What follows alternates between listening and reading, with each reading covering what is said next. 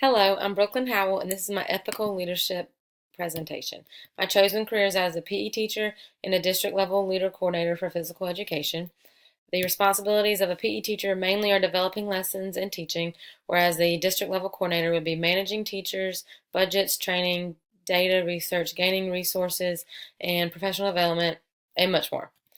The leadership style and strategies that I was talking about quickly is servant leadership. That's the style I would choose for myself, which from our book we know is about where the leader, me, would be put serving my followers above any of my own needs so that they were best equipped to handle the situations that they have to deal with daily, which is ultimately the goal of to meet the goals of the program.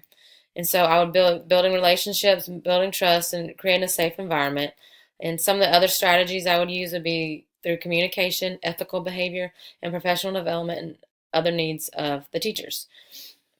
Potential ethical issues that I could face as a leader or a PE teacher would be gender and PE teacher behavior.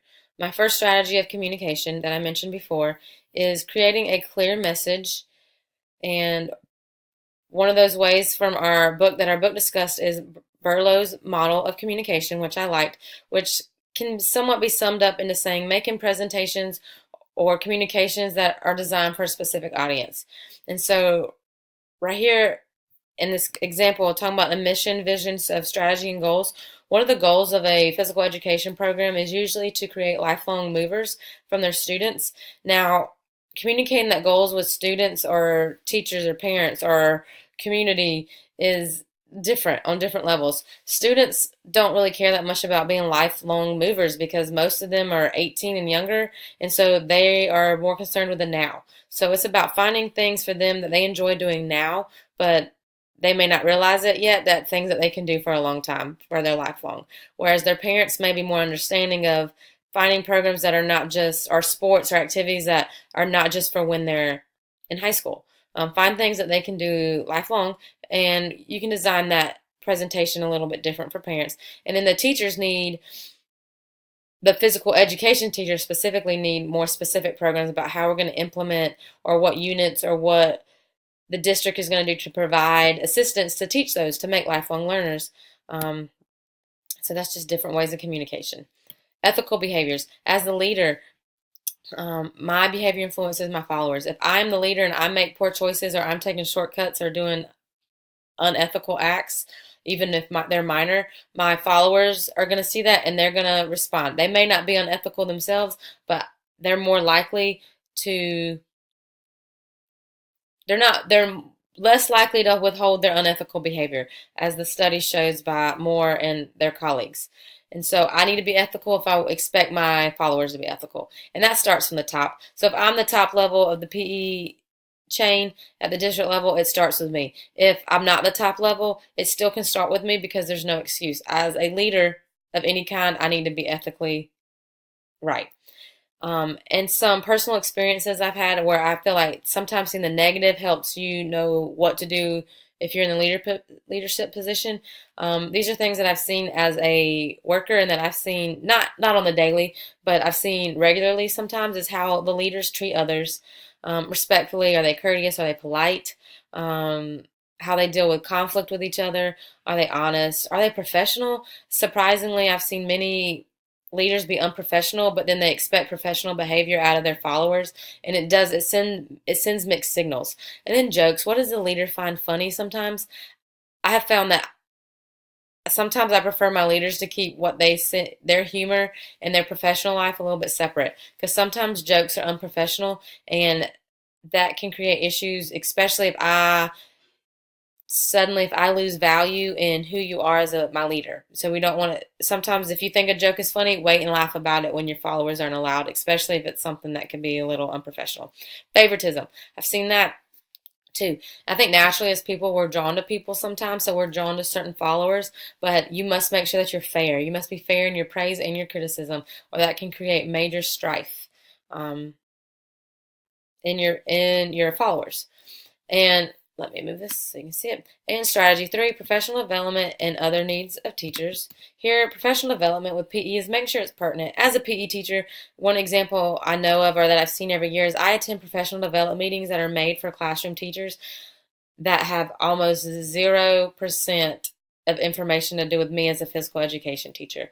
And it's a little bit frustrating knowing that my time is wasted when I could be planning lessons or cleaning equipment or just different things that I have to do that other teachers don't have to do, but I still have to go to the same meetings. So as the district leader, I would find professional development that is follows the trends in physical education and meets the individual teacher's needs that are under my control. And teachers need to be equipped to best serve their students. So that means they may need equipment, they may need support, they may need other things, they may need administrative support, they may need me helping them out, coming in, helping them with lessons. That would be my job, is to serve those teachers, get them whatever those teachers need to be the best teachers they can be to best reach their students. Now, the ethical issues. The first one I have is the gender. And gender seems to be more of an issue in PE than any other class. And specifically, a growing concern is with locker rooms, locker room issues with students, especially with the LGBTQ community growing, is you have students who are attracted to the same gender, changing clothes in the same locker room, and it's making students uncomfortable. And I completely understand. I would be uncomfortable.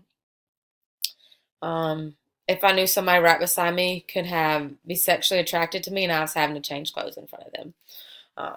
Same gender or not same gender, depending on the situation.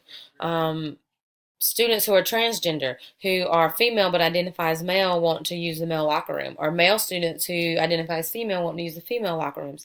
That creates a whole nother level of issues that haven't had to really been dealt with before, and some districts are having to deal with those for the first time basis. For example, my school, I'm at an elementary level, we don't dress out, so it's not a major issue, but we have a female student who is transgender, identifies as a male, and she or he, sometimes it's tricky to know which pronoun to use, but they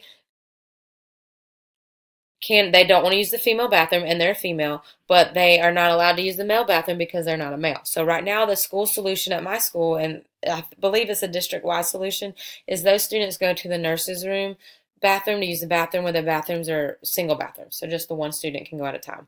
And for right now, that's a solution, but eventually that may not be a solution. But you have to be aware of the legal issues. Cannot discriminate, big things like that, just because of the students' gender or sexual preferences, orientation.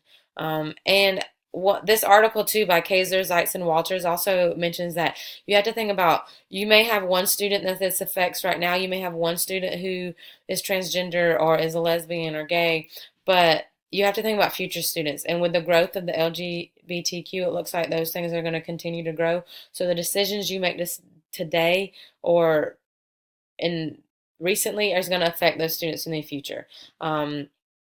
Despite your personal beliefs, you have to go with what's legally right and what's best for all students in this situation. Another ethical issues teachers face is PE teacher behavior. Teachers are leaders, whether they want to be or not. What they do is going to influence their students. Are they winning at all costs? Are they supporting or teaching unethical behaviors in the name of competition? It doesn't need to happen like that. Are they cutting corners? Are they following school rules? PE teachers sometimes like to pretend that rules don't apply to them sometimes. Some, not all PE teachers, but some, need to be reminded that they can't just do whatever they want all the time. They're leaders and they need to follow the rules. Societal pressures can alter behavior and hinder performance of PE teachers. Cutting programs or having programs where PE does not feel important, that undermines a PE teacher. If my job doesn't seem important and no one supports my job, it's going to be hard for me to come in every day and do my best and reach those students to the very best of my ability when I don't feel valued. So as a district level PE teacher, part of my job would be to make sure all my teachers feel valued and that the community, school, parents, and teachers know that they're valued and that they should be valued. Student safety. We learn in this class, if teachers are not being diligent and ensuring safety, there can be deadly consequences. And that's unfortunate. As a district leader, I can come in when I know those teachers are teaching those dangerous lessons with the dangerous equipment. I come in and I have a plan, have it set up to be the safest way possible. I come in to watch lessons. I come in to be extra set of eyes during lessons, to make sure students are safe, teachers are safe, and it's a win for all. And then as a Christian, as a leadership, I went with a servant leadership role, and part of that I think is because of my Christian background, my faith. In Philippians 2:3-4, it's talking about being humble and having humility and putting others before yourself, and their interests before your own. It's so simply, again, it's talking about serving others. You come last, others come first. And then in Mark 10:3-45, it's talking about Jesus did not come to be served, but to serve others. And I believe I'm not a PE teacher to be served. Um, I became a PE teacher to serve my students. As a district level, I wouldn't become that leader to be served. I would want to serve my teachers so they could serve their students. Um, so that's where I take my Christian values in helping me shape my leadership.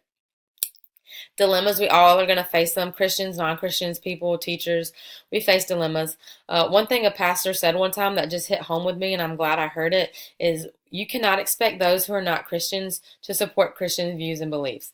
My faith plays a large part in how I behave, how I interpret things, how I make decisions, how I decide what is right and wrong sometimes. I cannot expect non-Christians to understand that. I can't expect them to understand my behavior. I can't expect them to understand my decisions sometimes, and that's okay. They don't have to understand them, but when I'm the leader, I have to be able to effectively communicate my decisions, why I made the decisions, and stand by my decisions. They may not agree or with my choices, and that's okay. They don't have to agree with my choices, but there are certain things that need to be done the right way. I can't just go up and say, I'm a leader, God told me to do this, make it happen. In today's society, that's not going to work. And so while my faith influences my choices, it doesn't influence other people's choices. Okay. And then tagging on along with that is just prayer. Pray about how to handle situations, dilemmas. What got you in that dilemma? Pray about every aspect of it. Pray how to get out of the dilemma. I'm a strong supporter of prayer. Sometimes you get answers. Sometimes you don't always get the answers you want. Sometimes it's still you don't get that answer, and you have to go on. And find a support group of Christians who you can support and count on, and your support group that's not Christians, who are they're great people in their roles, they're leaders in their own way, or they're ethically or morally correct people, or they're in your profession. Your support group does not have to solely be Christians, but I encourage you to have some in your support group. So in conclusion, is your leadership style my servant, but it doesn't always have to be, or it doesn't always need to be. I need to look at the goals of my program and of my followers. Being in public education, a lot of times servant leadership style is not always the best. Sometimes you have to make changes and you have to go with other styles. Just like I said, know your followers and your goals. Be proactive in any leadership style, though. You need to be aware of current legal, health, and ethical issues, and be ready to address those, and hopefully handle issues and address issues before they become an issue. A lot of times that's the best way to do it. So make sure you're being proactive. I like what Hunter and his colleagues they say is be prepared to make mistakes and ready to respond when you mess up. You're going to mess up. No leader is perfect. No person is perfect. But when you mess up, don't let that one mistake turn into 12 mistakes because you try to cover up the first mistake. You made the mistake. A lot of times you need to own up to it.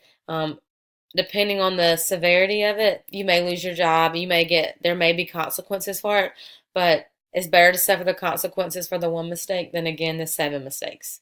That eventually, find out the consequences for that. And then again, surround yourself with a trusted group. Hunter and the colleagues said that again. It's best to have that group of trusted individuals that you can speak openly and honestly with, and then you will also accept their feedback, because that's going to be the people that you're going to turn to when you do have a dilemma, or not a dilemma, when you just need to make a decision. When you're a leader, you need other people's opinions and other people's feedback, because by yourself you're only one person, and a lot of times 2 minds or even multiple minds are better than just your own.